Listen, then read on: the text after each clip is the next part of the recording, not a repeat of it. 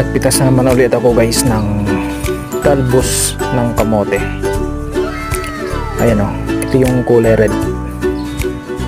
Yan, marami dito yan sa garden. Halos araw-araw kami nagtatalbos dito.